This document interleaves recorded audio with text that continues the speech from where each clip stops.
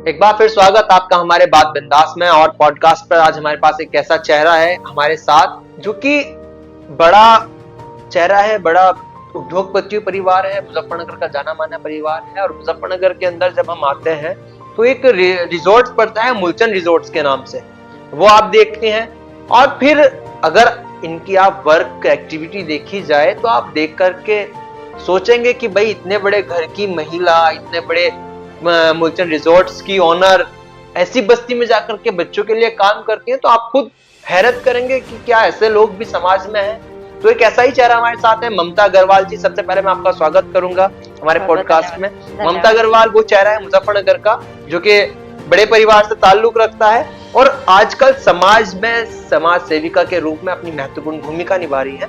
सबसे पहले तो मैं आपसे यही कहूंगा कि आखिरकार अच्छा बिजनेस भी है, सब कुछ है, पढ़े लिखे हैं आप, बड़े परिवार से ताल्लुक रखते हैं। और जब मैं देखता हूँ वर्क करते हुए तो कभी कभी मेरे भी मन में सवाल आता है कि क्या इतने बड़े परिवार की बहू इतने बड़े परिवार से जुड़ी हुई इस तरह की बस्तियों में जाकर बच्चों को वहां से लेकर के आना, पढ़ाई के लिए प्रेरित करना, तो कहाँ से ये सब चीजें आती है? पहली बात तो गौर साहब, शायद अब हमें अपने सवाल बदल देने चाहिए।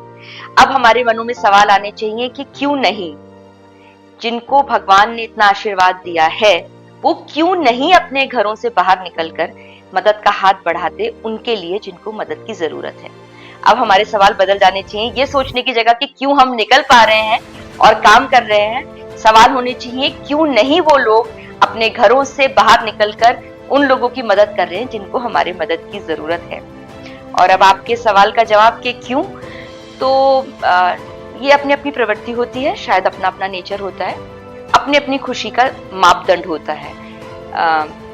किसी व्यक्ति को बैडमिंटन खेलने से खुशी मिलती है, किसी को चेस खेलने से मिलती है, किसी को पार्टीज में जाने से मिलती है, सबकी अपनी अपनी। और मेरी खुशी शायद शुरू से ही यहाँ पर थी, तो इसी कारण बहुत समय पहले 10-12 वर्ष पहले ही मैं इस काम में लग गई थी और ईश्वर की कृपा से अब वो बढ़ रहा है। हम ज्यादा से ज्यादा बच्चों तक और लोगों तक पहुंच पा रहे हैं। और अच्छा, लगातार मैं देख रहा हूँ जो बस्तियां मुजफ्फरनगर की वैसी बस्तियां जहाँ पर वैसे लोग छापर डाल के रहते हैं, वैसे उसमें रहते हैं, मैं देखता हूँ अक्सर कर आप देखी जाती है, वहां से बच्चों को आप लेकर के आते हैं। तो इस तरह में कैसा रिस्पॉन्स उन लोगों का लग रहा है? क्योंकि कहीं ना कहीं मन में बच्चों के और उस तरह की जो फैमिली होती है रहते हैं कि पढ़ाएंगे कैसे, पढ़ेंगे तो क्या होगा, तो अलग एक तरह के अलग समाज उनका हो जाता है। बिल्कुल बिल्कुल। वो बाहर का समाज देखते हैं और अपना समाज देखते हैं, तो उनके मन में इच्छा ये तो आती है कि हम बाहर जैसे लोग हो जाएं। तो एजुकेशन को लेकर के उनका किस तरीके का सोच है, क्या उनका? मेरे ख्याल से उनको शिक्षा का महत्व पता ही नहीं है। वो उस समाज में, आप बिल्कुल ठीक कह रहे हैं, वो एक बिल्कुल पैरेलल समाज है हमारे से। एक समाज हमारा है जिसमें हम जानते हैं कि शिक्षा से हमारी जीवन कैसे बदला जा सकता है या बदलेगा, और वो उस समाज का हिस्सा है जिससे हमारा समाज 80% बिल्कुल अनभिज्ञ है। वो जानता ही नहीं है उस समाज के बारे में कि वो समाज किस मानसिक एक प्रताड़ना से गुजर रहा है, क्योंकि उनके लिए जद्दोजहद है बस सुबह उठ जाना और दिन में किसी तरह कोशिश करके 2 वक्त की रोटी कमा लेना और फिर सो जाना। ना वो अपने बच्चों, उनके पास इतना समय ही नहीं है कि वो अपने बच्चों को स्कूल तक भेज पाएं या उन्हें बता पाएं। बहुत कम उनमें से ऐसे लोग हैं जो समझ पा रहे हैं। पर हाँ, इस बात का मुझे पूर्णतः विश्वास है कि अगर हमारे जैसे कुछ लोग उन तक अपना हाथ बढ़ाएंगे और उन्हें समझाएंगे तो बदलाव जरूर आएगा। क्योंकि मैं देख पा रही हूँ उस बस्ती में, जिस दिन पहली बार मैं उस बस्ती में गई थी या उस तरह की 2, 4, 5 बस्तियों में गई थी, तब उनका सोच अलग थी।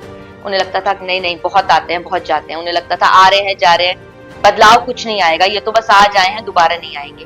पर 1, 2, 4, 5 बार जब हम लगातार गए और हमने उनसे संपर्क स्थापित करने की कोशिश करी और उन बच्चों को स्नेह दिया, सबसे ज्यादा कमी है उन बच्चों को स्नेह देने की और उनको ये बताने की कि वो हमारे जैसे ही हैं।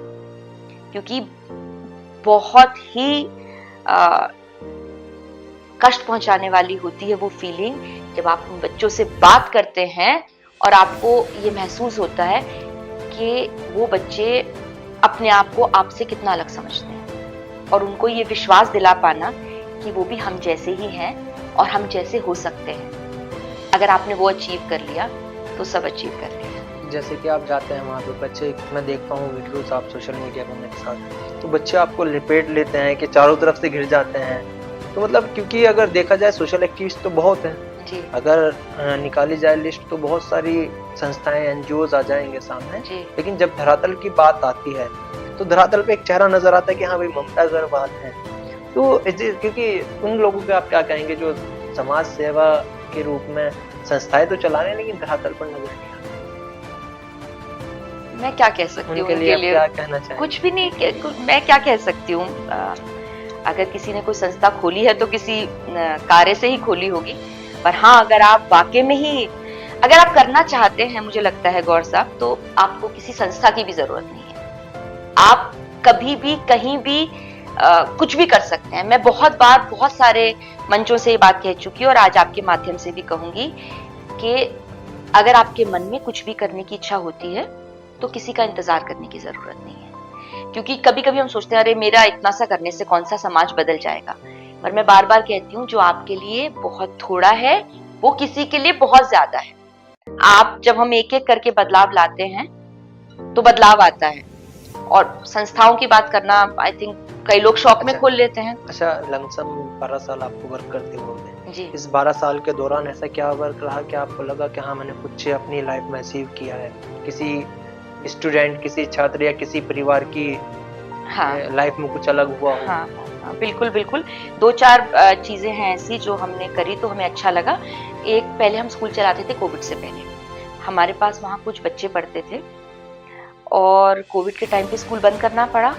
कोविड गया तो 2-3 साल बाद जब हम उन बस्तियों में वापस गए तो एक बच्ची थी जिसका एक हाथ नहीं है और उसके माता पिता भी नहीं है, वो अपने दादा के साथ रहती थी और बाकी परिवार के साथ। तो उसकी पढ़ाई बंद हो चुकी थी। पहले वो हमारे साथ पढ़ती थी और अच्छी थी पढ़ाई, तो मुझे पता चला कि उसकी पढ़ाई बंद हो गई है। तो हमने उसे वापस गांधी कॉलोनी में जो विद्यालय है एसडी का, उसमें डाला।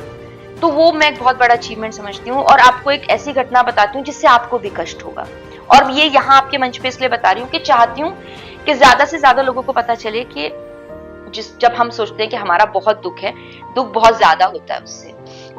एक लड़की थी जो हमारे स्कूल में पढ़ती थी और जब वो कोविड का टाइम आया तो शायद वो 10 साल की थी जब स्कूल बंद हुआ।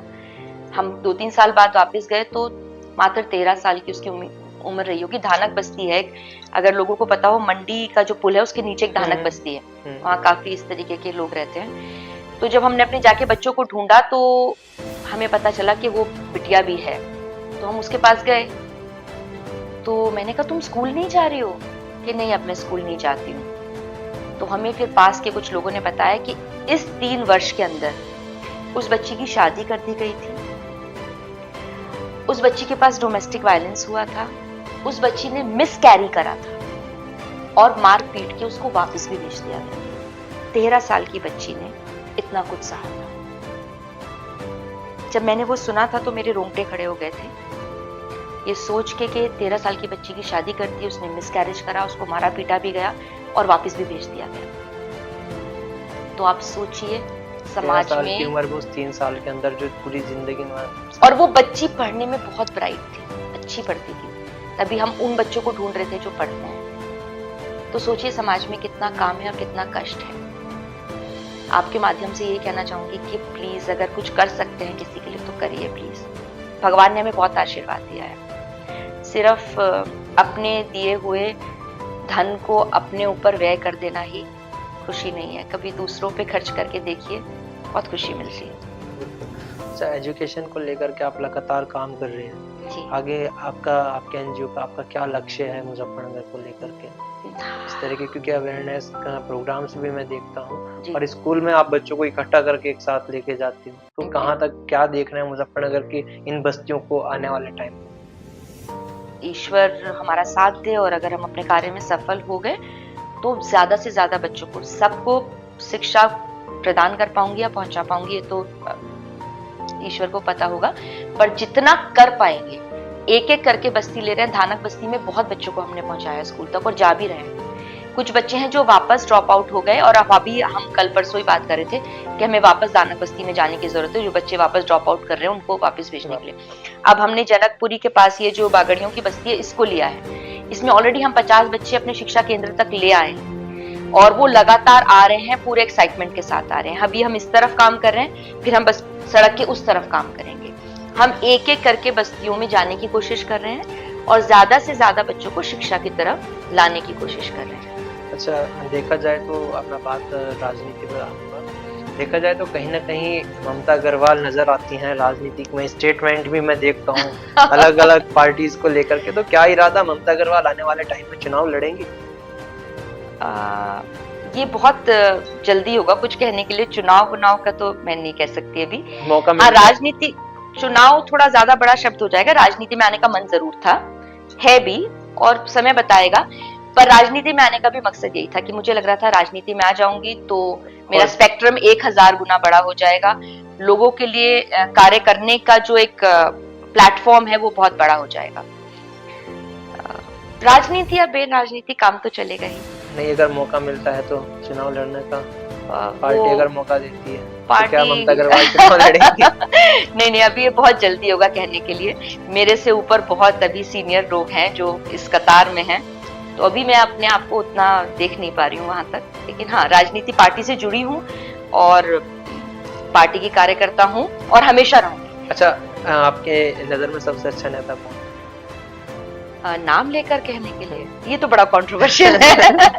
नहीं, ये तो बिल्कुल नहीं है। हाँ, एक अच्छे नेता के गुण जरूर बता सकती हूँ।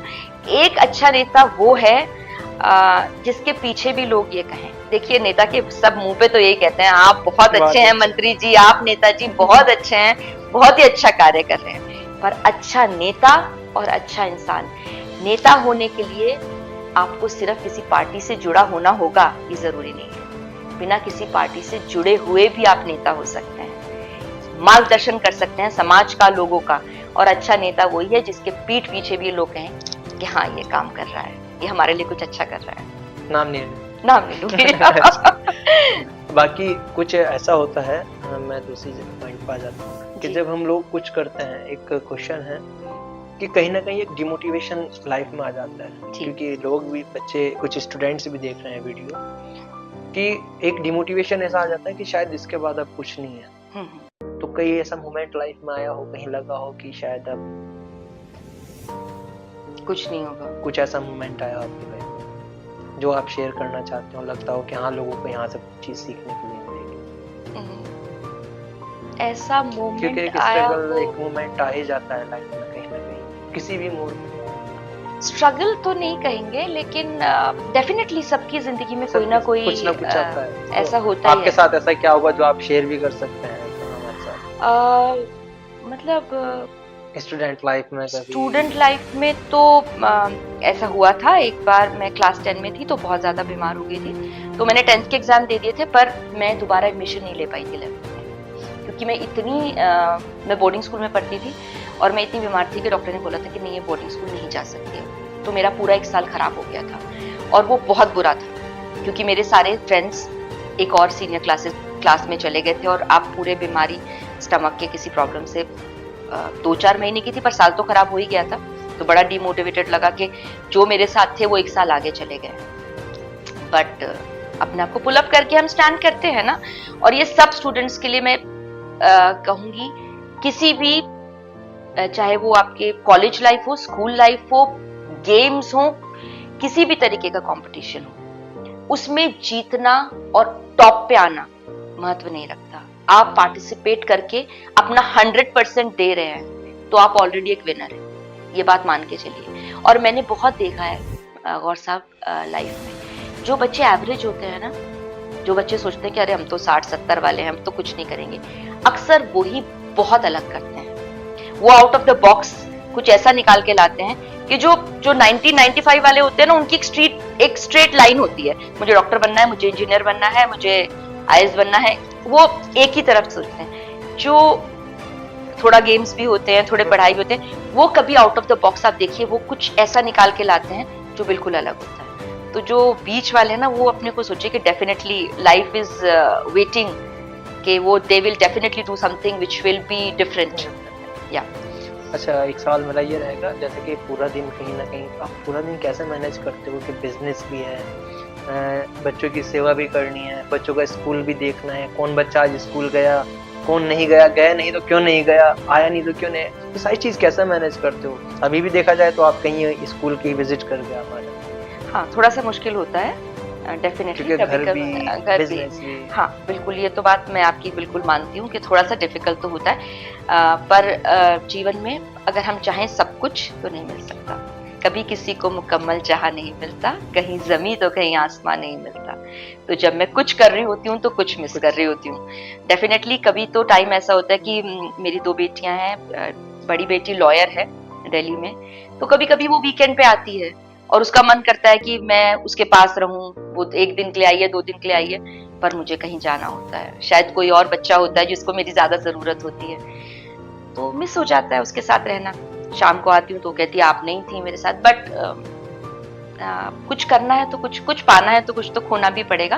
पर हाँ, जगल करके मैनेज करने की कोशिश करती हूँ कि थोड़ा घर भी देख लूँ, थोड़ा समाज भी देख लूँ, थोड़ी राजनीति भी देख लूँ, बिजनेस भी देख लो। बिजनेस भी देख लूँ। बिजनेस में अभी थोड़ा कम हो गया है मेरा, पहले मैं जाती थी थोड़ा बहुत, अभी छोटी बिटिया है वो जाती है, उसने फादर को ज्वाइन कर लिया है, तो सब हो जाता अब है। समाज सेवा के समर्पित अब पूरी तरह मुझे लगता है बच्चे बड़े हो गए हैं, धीरे धीरे अपने अपने करियर में निकल गए हैं, तो अब समाज के लिए करने का पूर्णतः समय है। अभी उतने बड़े नहीं हुए हैं कि हाथ पैर ना चलें और अपनी जिम्मेदारियों से थोड़े फ्री हो गए हैं, तो अभी समाज को दे सकते हैं पूरा 100%। तो हमारे इस पॉडकास्ट से, इस बात बिंदास के माध्यम से आप समाज के लिए क्या एक मैसेज देना चाहेंगे? सबसे पहले तो मैं आपको बधाई देना चाहूंगी, क्योंकि अब से करीब 1 साल पहले जब आप मुझे मिले थे तो आपने कहा था आप एक पॉडकास्ट शुरू करना चाहते हैं, और आपने इतना सक्सेसफुली शुरू करा और आप लगे रहे जब तक नहीं शुरू करा, तो आप अपने आप में भी एक इंस्पिरेशन है यूथ के लिए। Thank you so much. आप जैसे यूथ होने चाहिए, बहुत जरूरी है। आज का यूथ जितना अलर्ट है, एक सेगमेंट है जो बिल्कुल खो चुका है सोशल मीडिया में, तो आप जैसे यूथ इंस्पिरेशन है कि अगर आप करना चाहेंगे तो रास्ता निकाल ही लेंगे, और आपने निकाला, तो आपको बहुत बहुत बधाई और शुभकामनाएं। Thank you sir. और आपके माध्यम से यही कहना चाहूंगी समाज में कि भगवान ने सबको एक जैसा बनाया है, लेकिन किसी पे ज्यादा आशीर्वाद दे दिया है, किसी पे कम, लेकिन जिनको ज्यादा दिया है उनको ये दायित्व भी दे के भेजा है कि हम अपना हाथ बढ़ाएं और उनका हाथ पकड़ें जिनके पास कम है। उनका हाथ पकड़ेंगे, उनको ऊपर लाने की कोशिश करेंगे, तो जो ये फर्क हम देख पाते हैं ना गौर साहब, इतना और इतना, हमारा फर्ज बनता है कि इस फर्क को कम करें, उनको जिनको हमारे साथ की जरूरत है उनको साथ दें। और मैं दावे से कह सकती हूँ, एक बार करके देखिए, जितनी खुशी उसमें मिलती है उतनी किसी में नहीं मिलती।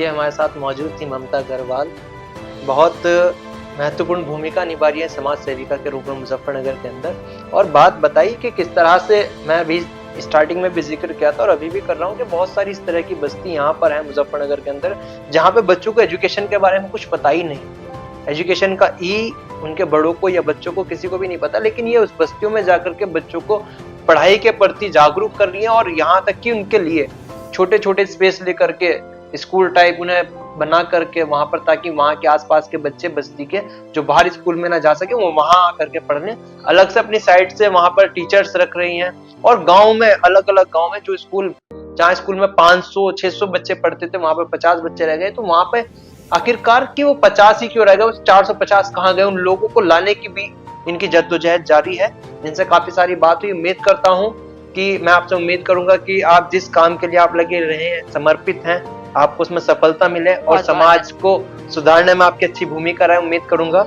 और आपने अपना वक्त किया, मैं आपका बहुत बहुत धन्यवाद करता हूँ। बुलाने के लिए बहुत बहुत धन्यवाद, बहुत बहुत धन्यवाद, आभार।